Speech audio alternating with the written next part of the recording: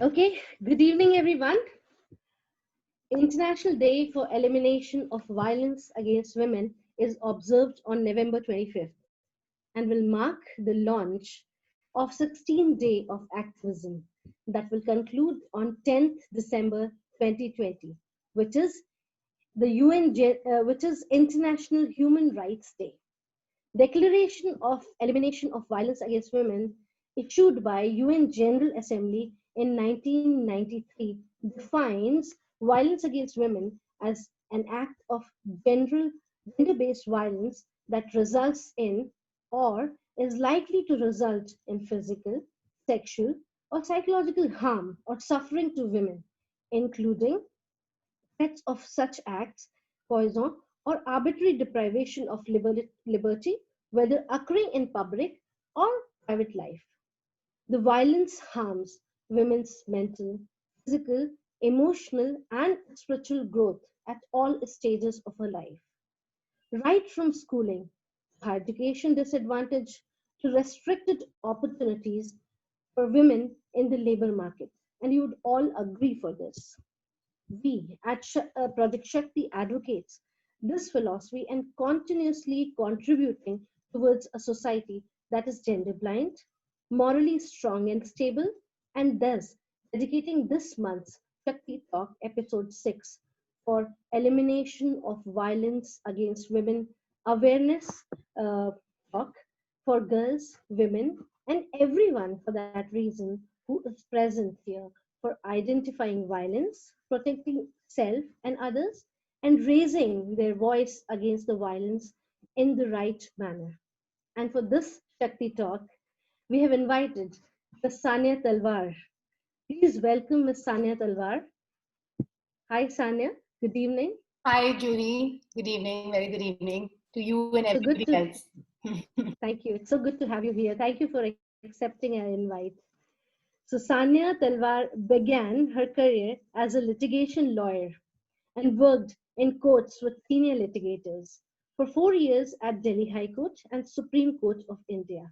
After extensively litigating primarily in commercial space, she realized pretty early in her career that she wants to explore further and diversify. With a vision to empower people, she set out her own journey in the awareness sector. She now works in a niche sector of POSH, or prevention of sexual harassment law, and assist individuals and organizations in complying with sexual harassment of women at workplace. That is Prevention, Prohibition, and Redressal Act 2013.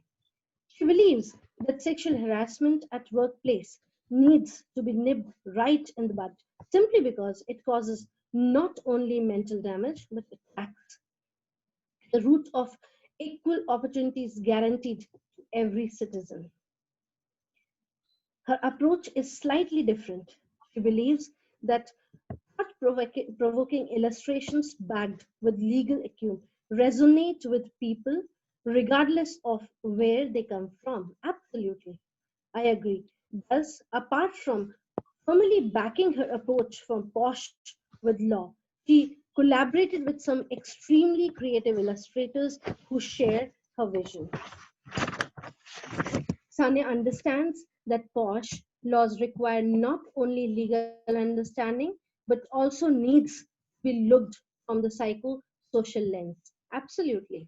Of course, diversification is something Sanya fetches in all aspects of her life, and she also currently empaneled with Delhi State Legal Service Authority, directly reporting to additional district and session judges at the central office in Delhi as a legal counselor and recently constituted a central panel.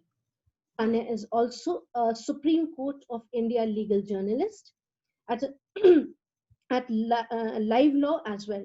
Her weekly show called Court This Week on Live Law YouTube channel is a very well received and a popular channel. She touches upon legal news straight from the court across the country from purely legal lens. Welcome, Sanya. Welcome to UPS Shakti platform. Thank you for accepting our invitation. And without delaying the question round further, because we have a lot of enthusiastic listeners here and audience here, I like to ask the very first question: that how have you started this journey, especially in the legal sector? And what motivated you to join this particular sector, especially the niche sector like Posh? Thank you so much, Juhi, for that wonderful introduction. And I'm very happy to be here myself. So, coming straight to the point, I think when I began and I completed my LLB degree in 2013, I was very sure that I wanted to become a litigation lawyer in the beginning. I had interned with law firms and lawyers throughout law school, and I really enjoyed being in courts. So I chose to assist counsel, in the beginning of my career, instead of joining a law firm per se or joining the corporate sector.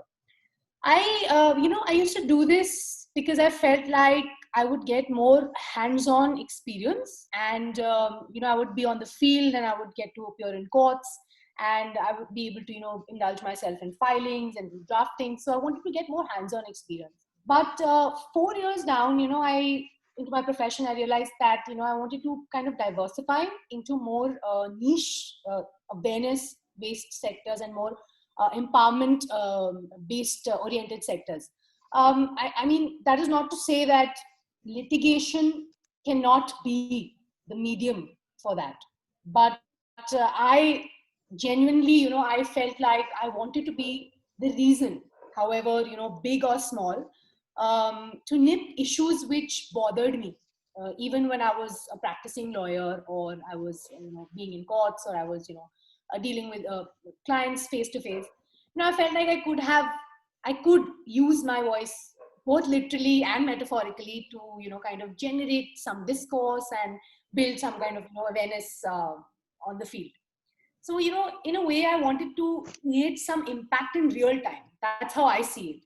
And, the Sexual Harassment at Workplace Act at that time was still a comparatively new law which had come up. It came into effect in 2013. Yes. And, I felt like it is a very untapped area of practice. Not that there were not enough experts at that time, doing their work. So I started doing my research. I was doing litigation side by side, and I ended up writing, to a firm at this time, which was a boutique firm, in the sense that it catered extensively to organizations in assisting with the laws against sexual harassment. So I got trained by those experts, and then I started my own, extensive practice in this space. And I realized that, even though the act, if you see the act, it's a very little thin Yes. act, but it is by no means little, so far as the magnitude or of it in awareness and in other areas that it can really cover. So when you really begin doing something that you're passionate about, I think many avenues kind of open up for you in your mind and otherwise, even in the physical world. And legal journalism was one such sector also that always had my heart. So I used to think, why not do everything I like? Why should I just Absolutely. be something? Why should I be just known as something, just one thing? Why not do everything that I like? There's a quote that I do live by, and I think I will continue to hold that very dear throughout my life. And it goes like this: I know not who I am, simply that I am forever becoming exactly what I was meant to be. So I think that pretty much sums up my journey, which is ongoing, definitely. So let's see. No, this is so wonderful. This is so wonderful how beautifully you summed it up. And in fact, while I was researching on you, I saw a couple of your videos, and I quite liked it. It was very impressive and exhaustive explanations, and it was so wonderful. I am not from law background, but I was finding it so interesting that I saw a couple of them, and it was very very informative, and it was wonderful. So, coming to the second question, Sanya, Has being a woman in this profession made your journey any different or a challenging one? What do you think about it? I think being a woman in your professional and your personal life both is poetic in itself. You're born into this world which does have a certain understanding of how things are working. So there are gender roles and there are things which work in a specific way. Not to say that things are not changing now, but there is always an offhand comment here and there, Yes. which will reek of gender roles and how they are so well established, and maybe patriarchy here and there. Uh, the most classic one that I have come across is, why are you working so hard? You know, this is this is almost this almost it sounds as if it is shameful for a woman to work hard in her professional sphere, or take up work which is professionally more hard than others.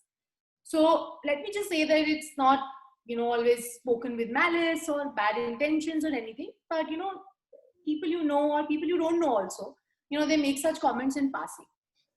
So I think this thought process of how women should not be working hard, and if they are working hard, there is something wrong. It used to bother me. It used to bother me. But when I entered the courts for the first time after I passed out of college, there was a pool of like lawyers, of course, because black and white everywhere, and with their gowns and everything. Now, I don't like to classify lawyers into sexes. I like to call them lawyers, not male or female lawyers. But just to make a point here, there was a pool of mostly male lawyers. Okay, when you enter a court, only male lawyers. You see, not that they were not women, but mostly male. It is not a hidden fact that there is no disparity in the workforce of the legal sector, even other sectors, so far as the gender aspect is concerned. But looking back, I realized that this disparity should not have really bothered me, because now I've come to a point where my school of thought resides, where I understand that I'm very mindful of the privileges I have now in the country, especially that I live in. Not that it is a hidden fact that women and girls are not even allowed to take births at times in our country. Female infanticide is rampant, and let alone allow them to work or study in our country. So I'm very mindful of that fact, and I'm very mindful of that privilege. And I think that when you become very mindful of the privileges that you have with you, and you, instead of flouting them, you become mindful of them, you tend to appreciate and cherish the kind of opportunities that you have with yourself, and you want to move forward and you want to excel, other than things bothering you, offhand comments bothering you. So I think that's how my perspective has probably been, being a woman in the profession. I definitely take pride in the fact that I'm a woman. There's no doubt about it. But I'm also very mindful of the opportunities that I've got and I've had access to, for that matter, I think. Yeah. So beautifully you said. People like you and me belong to less than 2% of the population of this country. So precisely. Sad but true. And how you said that people, they, pass statements like such that, why do you work so hard? They're included in microaggressions. And this particular statement reminds me of a question, which was one of the questions which was included in this talk, expected to come to you, was the definition of sexual harassment. What basically is included in sexual harassment? What is the standard and the legal definition of sexual harassment? And these microaggressions and violent statement are also the part of the standard statement that law states. So before I actually touch upon what sexual harassment is and go into the intricacies of the law, I want to first touch upon the concept of boundaries. Yes. Okay, now I'm going to make it very generalized right now. So when Corona struck, we got to understand what our physical boundaries are. We got to understand that we have to maintain 6 feet distance from each other, and we got to understand that We have to respect boundaries so far as the physical aspect is concerned, and we are maintaining distance because the doctors say so, right? Now, let's understand that boundaries apply with or without corona, okay? And even though, the doctors say that you have to maintain 6 feet of distance from each other to protect yourself and them from corona, uh, this may vary, at least physically, without corona. I hope you're understanding what I'm trying to say. How you are, you may ask how that is so. So I'll try to put this through an article that I had recently read that said that not everyone needs a hug, which goes on to explain, why some people are constrained in physical expressions of affection or day-to-day life, even, when they are meeting their colleagues or their co-workers or the people they work with. They are more constrained than the others in their personal lives, professional lives. Now, this does not make them prude or touchy-feely in any way, right? You can't put them in bottles. It's just that, their conditioning and the boundaries that they have set for themselves, physically might vary. So there are variables there. Now, similarly, not everyone is comfortable with, watching movies that are violent, or they might be horror movies. And, why is that so? I think that is because everybody also has a visual boundary, that people create for themselves, and a lot of other variables add. So I'll give you a short example of this. I went for a movie with my mother some time back, and this happened, of course, pre-corona, when good times, when we had the halls and everything open. And this movie had, very abusive like dialogues. Okay, very famous hit movie. Now every 15 minutes, my mother would rise up and she would say, why have you got me here? Such an abusive movie. And I was sitting there thinking, okay, this is a hit movie. Let's just enjoy it. We've paid for it, and just enjoy it and leave. So you see, people have auditory boundaries also, which may vary. So this is a family we are talking about, where a daughter and a mother have different boundaries. So imagine if you have people from across sectors meeting, or if you have people from one sector in one company, hundreds of employees working together, how many boundaries will there be? Right. So it's a very intimidating and a very beautiful, also a very beautiful concept to kind of grasp. That everybody has such different understandings of things that they create for themselves, the society, whatever, however they create it for themselves, the various variables that add to it. Now, taking cue from this understanding that everybody has different boundaries and everybody has different concepts of boundaries, there is a need to understand sexual harassment. So, which is defined as an unwelcome conduct where there is no consent, okay, and one which has sexual overtones to it, okay, which explains that a conduct, which may be unwelcome for others, may not be for another, and vice versa, okay, because the boundaries are different. They vary. It depends on the person who perceives this kind of sexual harassment. So it is a very subjective concept. Sexual harassment is a very subjective concept, and from the perspective of a workplace, it can be any conduct with sexual overtones that is unwelcome, that is unreciprocated, that is non-consensual, and which may be pervasive, or which may be severe. So these differences, of course, come in with the understanding that the POSH Act applies to any unwelcome conduct, which is unreciprocated and non-consensual with sexual overtones, and it has to be within a workplace. So it is also defined very extensively under the law, and the law stipulates certain types of sexual harassment. They include physical touches and advances. It includes demands or requests for sexual favors. It includes showing pornography. It includes quid pro quo kind of sexual harassment, which is this for that, and creating a hostile work environment for the victim, for the person at the receiving end. So the lawmakers, they made another kind of sexual harassment, keeping in mind the complexities and the various boundaries that people have human beings have per se. And this umbrella of understanding was that any verbal or non-verbal conduct which may have sexual overtones will also be included under the act. And this could include anything ranging from staring at somebody for too long, or making some glares, or making some actions which may be sexually suggestive. Sexually colored remarks is another form of sexual harassment, which is defined under the law.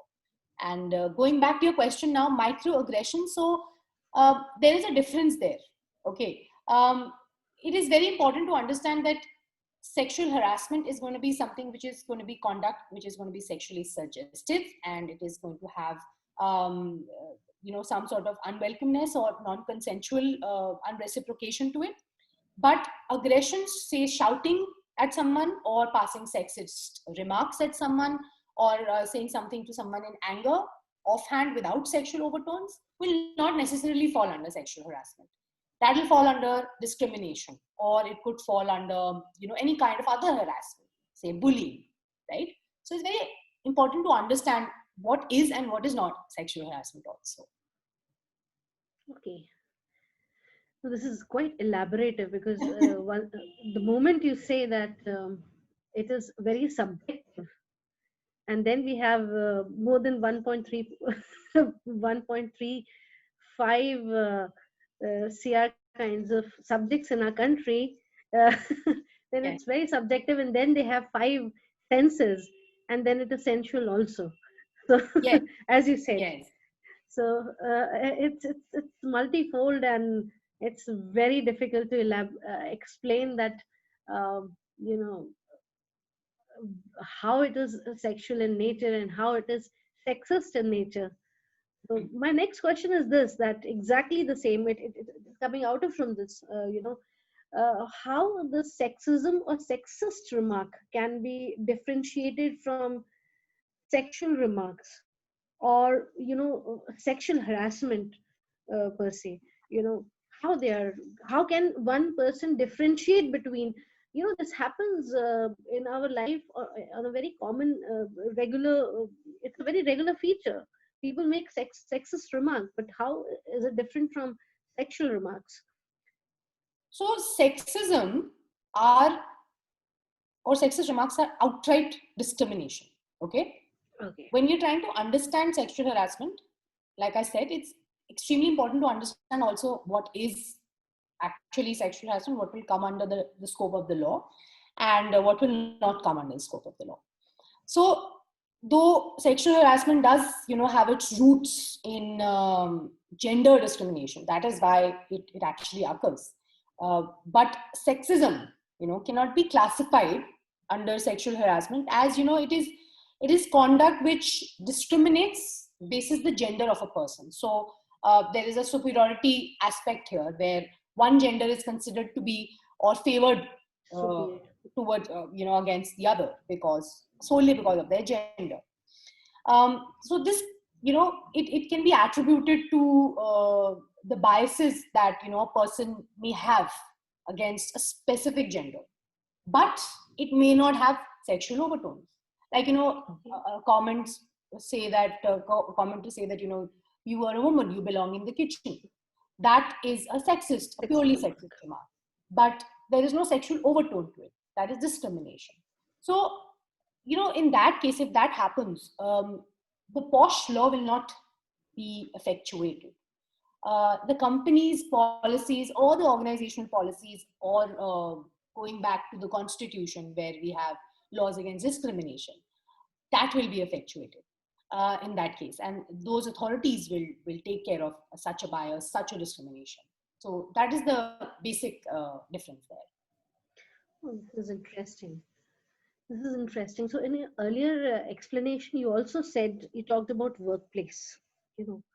So my next question is about this, and this has roots in that particular statement, wherein we talked about what is the workplace according to the act, exactly as per the law, and what is that is really applicable to the practice, especially in this era when we are living in the COVID era.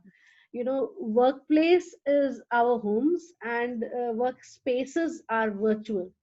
So if somebody talks about sexual harassment at the workplace, workplace is home, and we are working on the virtual spaces. How one can make sexual harassment at workplace? Right, right. How it is? How it is can come into practice? So, the law, it gives a very wide definition of the workplace. Hmm.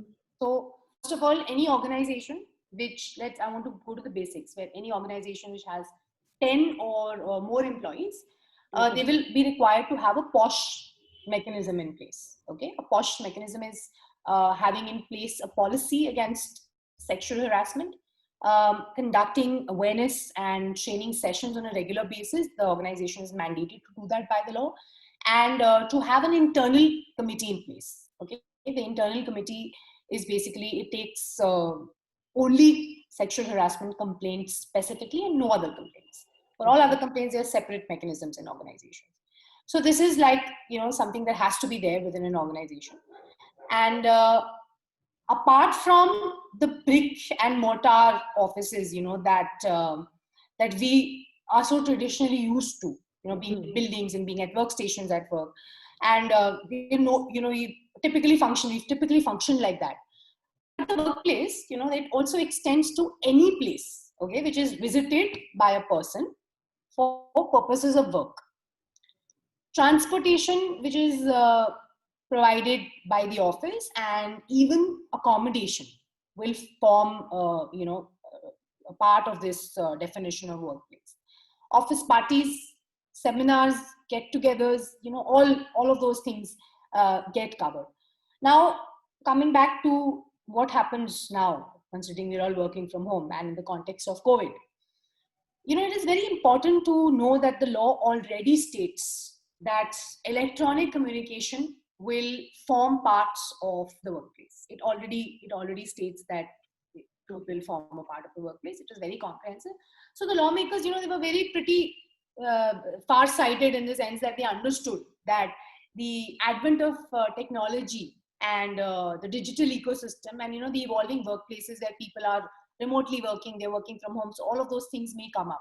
So they made sure that all of these things are put in place, and that is why remote work or working from home will get covered, because really what we're doing is we're now operating online, we're conducting online lectures, we're conducting online trainings, we are talking to each other on the profession. We have like office groups on WhatsApp now, where we talk about our work, whatever's going on in the office. So all of those things are happening, and they definitely do get covered under the law per se. Absolutely. Okay. Interesting. So this has coverage in the law. Interesting. Since a lot of students, this is a very important question, and a lot of students would like to know about it. A lot of students go out of the campus and join internship programs, which is one of the mandates of their, 3 years, 4 years, 5 years degree. While they are in their undergraduate years, what are the protections, certain protections that should be given to them under this particular law while they're doing their internship jobs? Because internship places are their workplace while they're working. Yeah. So the POSH law, it defines the aggrieved woman. Okay, so the complainant who makes a complaint under the POSH law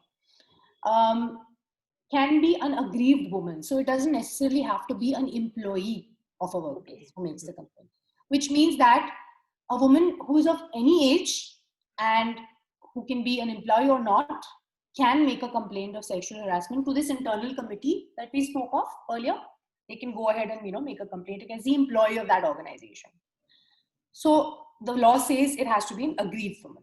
So it is interpreted to mean that it can be an intern, or it can be a student who may be in their undergraduate years, who may be below 18, who may be over 18. Regardless of that, the law makes sure that it takes into account all of those aspects. Now, when a student or any woman who has not attained the age of majority or 18 years of age, when she visits a workplace and she faces sexual harassment, she can report it to the internal committee. That's not an issue at all. Okay. One added thing that I want to here state, I had actually brought this up a couple of days earlier also, that in this situation, the POCSO, okay, or the Protection of Children from Sexual Offences Act 2012 will come into play. In case it is the complaint of sexual harassment or of any other offense against, against a child has been committed, or the particular offense has been committed by the child in both situations, then the POCSO, and there's another act called the Juvenile Justice Care and Protection of Children Act, which will come into effect. So immediately, if it's somebody below 18, the criminal justice system in that perspective gets activated, and it has to be taken care of in accordance with those laws. And a child is any person who is below the age of 18. It can be a girl or a boy. It can be even a transgender. All genders are applicable, so it applies across genders. And the POCSO also casts a notable duty on the organizations to make sure that they report this offense if it's with an offense of a person who is below 18.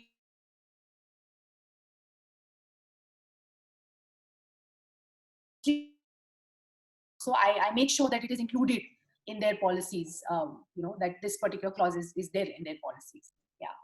Okay. So even if it is not there in their individual policy of the organization, even then the government supports them. The policy of the government supports them. Definitely, the laws are definitely in tune. In place. In tune with, yes, with the situation. Okay. Yes. Okay. Great. Wonderful. Another very important question is that there may be a situation where a person is unable to file a complaint of sexual harassment because of any kind of trauma.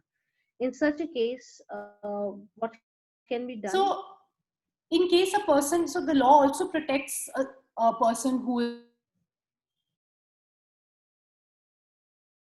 and a woman says in a position where she's very traumatized or she's mentally incapacitated to file a complaint, then she can simply file it through third parties. Those third parties, however, include a relative, a legal heir, or a friend, or a co-worker, an officer of the National Commission for Women. Actually, I'll read this out.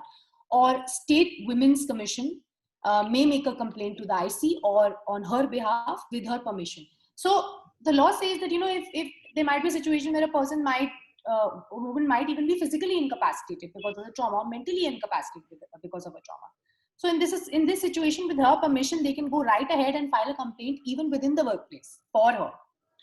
And if she is suffering from any mental incapacity, a qualified psychiatrist, or a psychologist or a guardian or authority under whom she is particularly receiving care or treatment, can also file a complaint before the IC for her. Okay. So IC is the first place, or the first committee, or the first space wherein they should be filing the complaint. What exactly IC is, and what is their role? Okay. So the IC is the internal committee. So it was called the ICC, but then the act got amended and then it was known as the internal committee. It was called the Internal Complaints Committee. You can interchangeably use the words. That's not a problem.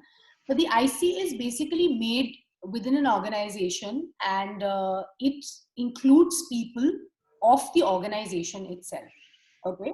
So it has to be board approved. There has to be an order in writing and a board resolution, and it has to be made up of at least 4 members. Okay, so there have to be 4 members in the IC, and it has to be headed by a senior woman employee. So that's the prime aspect to it that has to be taken into account. Apart from that, 50% of it has to be female. Okay, 50% of the IC becomes female. The head becomes a senior presiding officer, has to be a woman employee of the organization. And 1 external member is required in the IC. Okay, so this external member is someone who's an independent person. This person takes care of a lot of things. I'm not saying that an independent person is required because to check their biases. I don't subscribe to that view, because an internal committee is very well trained. When you're setting up an internal committee, and the law requires that an internal committee is trained, and because they are giving them powers of almost a civil court, they are mandating that they be trained of all of their biases and all of their whatever they may be. There may be many, because everybody is inherently somewhere or the other, they have some biases or the other, and that's not always a bad thing. But to make sure that they're able to conduct an inquiry which is free from favor, free from bias. So this external member, I think, from my point of view, brings an outer perspective, okay, Absolutely. which may be missing in an internal committee, which is made up of employees of the same organization. I often used to give this example when I was training people, whenever I'm training people in person or online, to explain why an external member is important in an IC. A lot of people say, ma'am, to, check the bias, or, ma'am, so that they don't take a favored decision. But I always tell them that, you might be in a place where you're very comfortable. Everything might seem very routine to you. But from an outsider's perspective, it might be something off. You never know, because you've gotten so accustomed to it that it's routine for you. So that is the reason why the law is expecting an external member on board, to bring that perception, which might not Fresh be eye. prevalent. Yes. Yes. So yeah. Absolutely. So that is the internal committee, and it has to exist within an organization, takes care of all the complaints of sexual harassment, conducts inquiries, conciliations, and has to function basis the principle of natural justice. So yeah. Okay. So, Sunny, in all these years of experience of yours, if you're dealing with a very niche area, what are the most common kinds of sexual harassment cases that come to you, to deal with? So pre-COVID, there were a lot of instances of sexual harassment, which they were ranging from sexually colored remarks, which means that they were double meaning words spoken to a woman, or I've actually encountered a complaint also where two people who were of the same sex, they felt like the other had sexually harassed them. So this is not to say that sexual harassment only happens between a man and a woman, where the man is the perpetrator and the woman is the complainant or the victim. So I've actually encountered those complaints also, and sexually colored remarks is very common, surprisingly, because these to explain it, there are these WhatsApp messages that you often see, these jokes that go around, these forwards that go around, where you read them in the first go. They might seem very normal, or they might come across as, oh my god, this is just WhatsApp forward or a WhatsApp message. But you read it the second time and you realize, oh, okay, so this is what it means. And those double meaning comments, and those, like I said, offhand comments but with sexual overtones, so that I have received a lot of those complaints where there has been a severity, and the pervasivity, it has been ongoing. I've come across those complaints. And also nowadays, though the complaints, they haven't really necessarily gone up, but I have come across a complaint recently where a person had sent a colleague a sexually suggestive message on WhatsApp. They were asking them out for a date, and slowly they got to know that this person was interested in this lady, and before COVID also. But with time, he wasn't able to tell her face to face. So what he did was he sent her a message which was a little inappropriate, to say the least. And so what I'm noticing is that people are more comfortable while they're functioning online. There is a sense of detachment, okay, because when you're in the virtual world, you're not in touch with reality. So there is a sense of fear also when you're physically in front of a person. That sense of detachment fades away when you're in the virtual space. And I also think that when you're virtually operating, you tend to forget that there's an actual person on the other side. You're talking to someone with a WhatsApp name on top, and sometimes they may not even have a picture, so you don't know. But you kind of have a sense of detachment, and you were, so those kind of problems are coming up a lot now. So I'm noticing that. Okay. Okay. These are the most common problems that you encounter. Okay. Yes, yes. So in our discussion, there was one particular, in your definition, this was present. What is the hostile work environment? You mentioned about hostile work environment. So I would want you to elaborate on this particular thing. What is hostile work environment kind of sexual harassment at workplace, especially in this era? Right. So any conduct which is interfering with the victim's, the complainants or the grieved woman's work, or it is creating or intimidating, or an offensive kind of a environment for her. That is, so hostility is something which happens during a war, right? It is a very hostile and an intimidating atmosphere.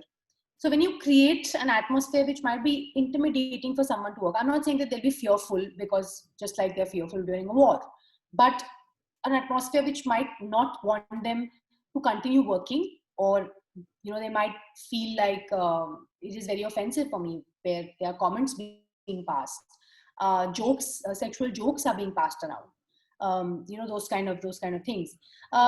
Pre-COVID era, an example of this, and a complaint which we had received was that, this lady, she used to enter the canteen, and every time the canteen plays, and every time she used to do that, these couple of people who were having lunch, they used to do that regularly with her. They used to start singing a song which was very sexually suggestive, not per se, but if you repeatedly sing that song, it was a Hindi Bollywood song they used to sing, and sometimes they used to talk very loudly about their own sexual instances or experiences, and every time she used to pass by. So she felt very victimized, and she felt very intimidated by this atmosphere. So we designated that as hostile work environment. And during these times, I have come across one instance where these people on an office group, they were chatting, and they were sending messages on the office group, which was only for the colleagues, where they were making sexually suggestive remarks towards a person, or they were sending these forwards, which were kind of intermingling with the person's, with the lady's circumstances in her life at that point in time. So that kind of irritated her, and it created a very intimidating atmosphere for her. So that those kind of changes I'm seeing in terms of what really is sexual harassment during COVID times. Yeah. Okay. All right. So, what do you feel? I mean, these acts and laws should be gender neutral, or it should be, it should be favored towards any specific gender?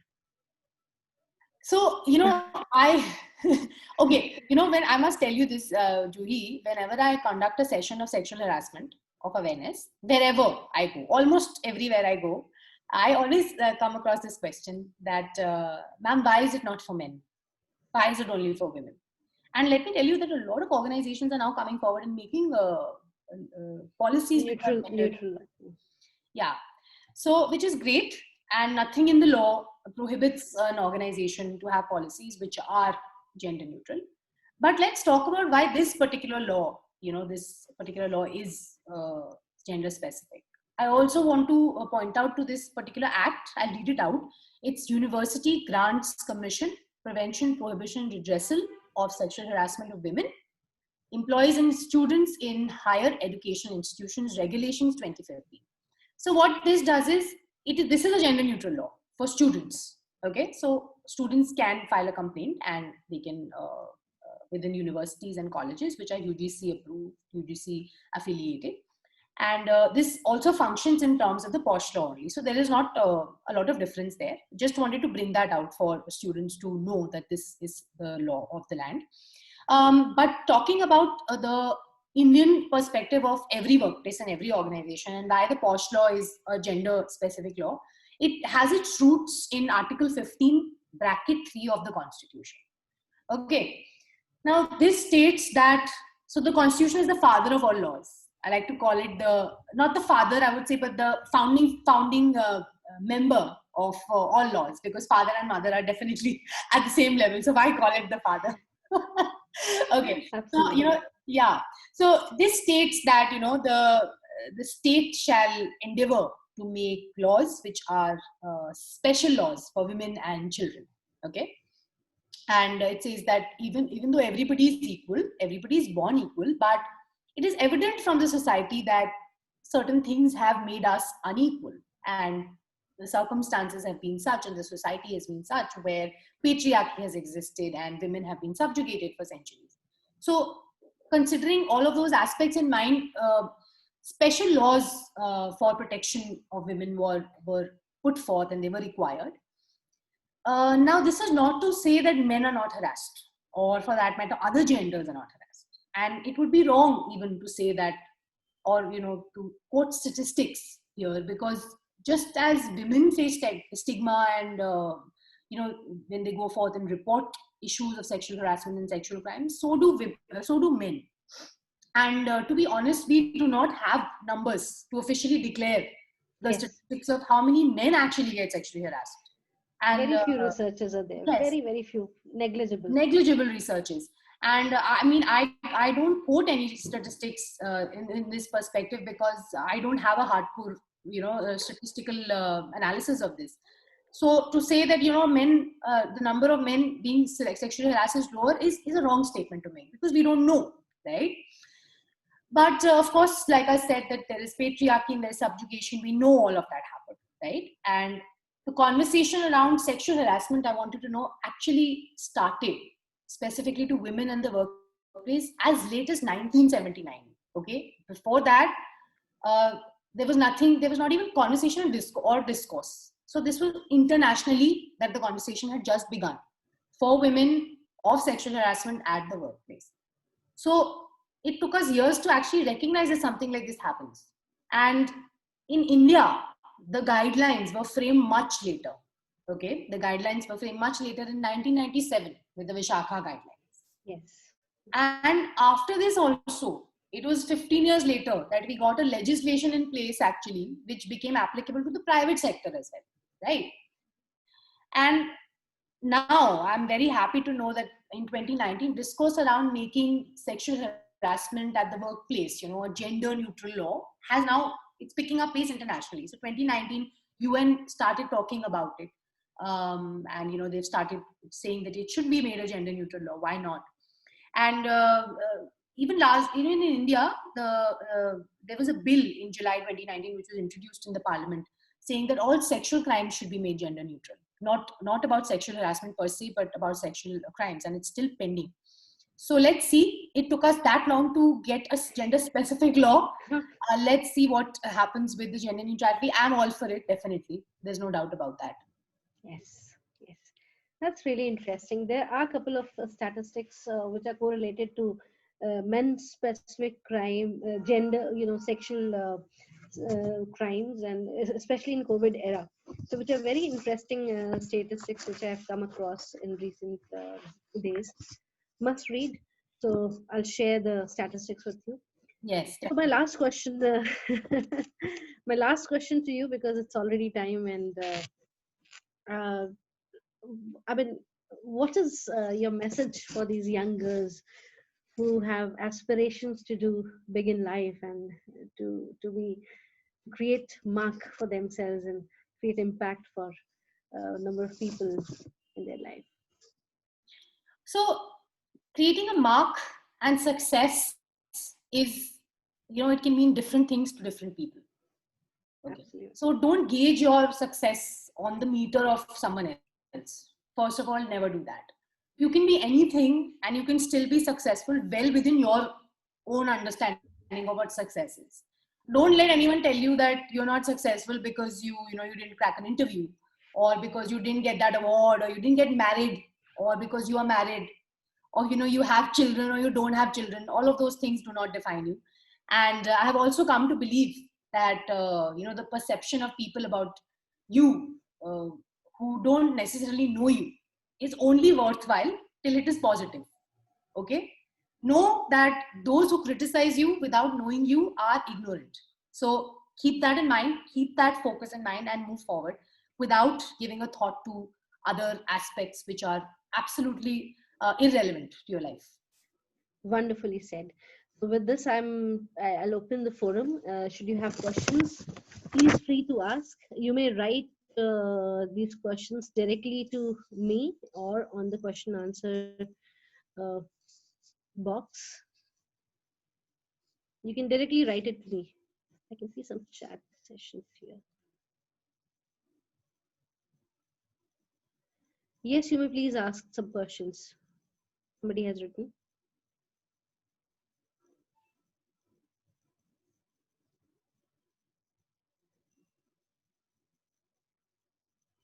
We are inviting questions.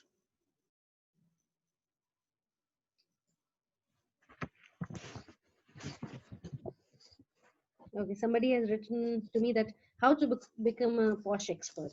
Okay. Like you. Okay. So first of all, if you want to become a posh expert, pick up the act, which is a very thin act.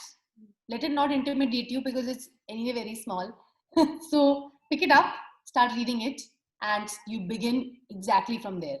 And after that, whatever questions you have, if you have some questions about, say, a section, you're not understanding it, sit down and start researching about that particular section, jot down some judgments about it, figure out what that means extensively from the law's perspective. After that, once you've read the law, once you've understood that this is what the law says, and you'll also now know after reading the law that whether you're actually interested to practice this or not. So when you do that, you go online and you conduct your researches, you connect with people who are working in this space, and you try to get trained also if possible. And even if you can't get trained, that's fine. If you're unable to get yourself trained, that's fine. You can always reach out to people. If you're knowledgeable and in the law, you can reach out to people and start your own assistance to organizations and all of that. So just like litigation, you start your own researches, you do your own work, you start reading, you start researching at your own behest. You don't have to be dependent on other people. That's how it works. It's pretty simple. Okay, one of the questions which I've received on WhatsApp. So this person asks you that what are the possible outcomes of the cases that you have shared in your talk, the cases, the WhatsApp remarks and sexually colored remarks. Right. So what could be the possible outcomes? Okay. Oh, yeah, actually, I should have touched upon this. Good question. So, first of all, let's look at what the law says about the outcomes. The law says that, there are certain recommendations that can be applicable in case a complaint of sexual harassment after inquiry has been proved. Now, you don't call these punishments in the law, okay? This law is a civil law. So you call them recommendations, which are handed out to the respondent. We don't call the respondent or the person who is allegedly the harasser, the perpetrator or the accused. We call them the respondent in this case. So they're called recommendations, and the kinds which are specifically laid down include, terminating them firstly, okay?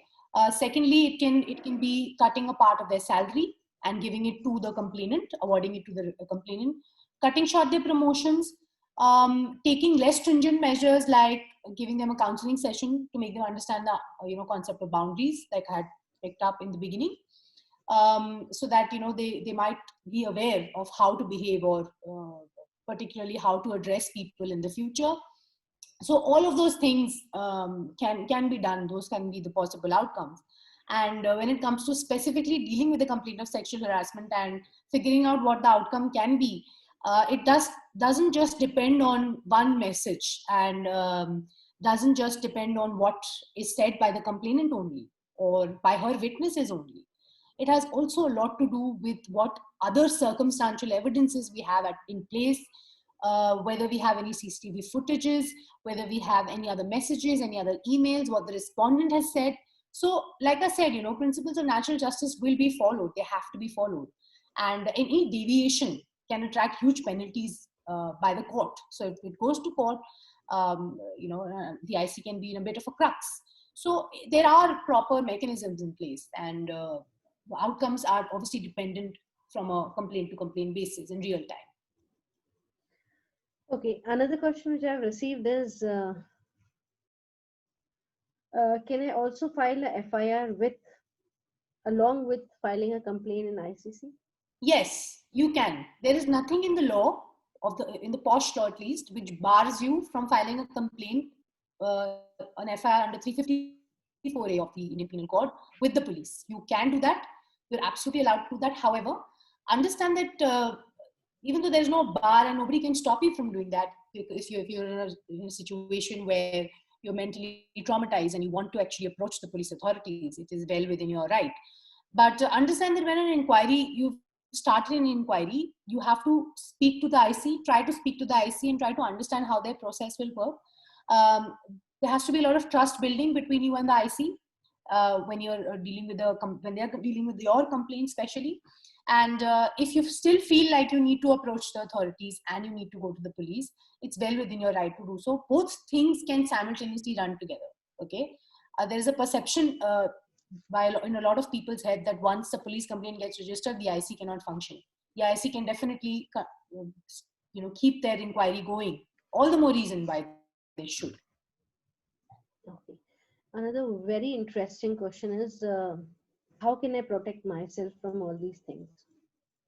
See, I cannot emphasize on the importance of awareness. Okay.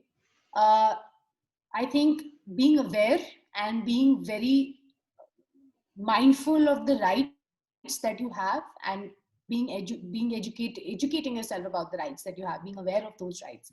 I think that's the first step towards protecting yourself. And I think when one is aware and when one is very mindful of these things, they are also mindful of their duties as a citizen or as an employee in general terms of the word. So make sure that if you're in a situation like that, you have your law in place in your head. You know what's the law, what are the laws protecting you, what your rights are. Know that whatever evidence you may have or may not have against a person, you have that in place, you have that ready. Do not discard it out of intimidation or any such situation. So I mean, all of those things can definitely put you in a place where you might be able to prove a complaint of sexual harassment against someone, and you can protect yourself. Okay. Somebody's probably would write you personally. Yes, I see that. And so anybody wishes to ask a few more questions, you may directly write to Sanya or me, or should we? I think this is it, and it was a wonderful, wonderful session, Sanya. It was very informative, a lot of new things. It was an amazing session, very informative. And with this, I think I should be winding up the session because I respect your time. I understand you're a very busy person. You do a lot of things together. And thank you from UPS Shakti team. Thank you for University of Petroleum Energy Studies, from everyone of us. And I wish to thank our mentor, Mr. Sharad Mehra, who is also CEO, GUS Asia Pacific, for all the support and encouragement. Thanks from the leaders, our motivator, Honorable Vice Chancellor Sir, Professor Sunil Rai, our deans, Registrar Madam, heads and faculty members who are present here and encouraging us, all my dear students. Thanks to Mrs. Stuti Gandhi and her entire marketing team, Siddharth, Sukeshi, Shelja, Aditi, Preeti. Thank you to Mr. Amit Rana and Mr. Harish Semwal, the IT experts here, for being with me always, for all the support. Thank you, Jaya Suri ma'am and Monica ma'am, the HR leaders of the organization. You're always there and encouraging us to do a lot of good things. Last but not the least, thank you, Mayank Garg, the TRTC intern uh, guy. He's also our alumni, and he's doing so really very well. He's an entrepreneur, and he started his journey 2 years ago, and you know how wonderfully well he's doing as far as his venture is concerned. Thank you, Mayank, for connecting Sanya to us. And Thank you to entire Shakti team, all my Shakti sisters. You are there for all the support. You're wonderful, and you know that you're so special to me.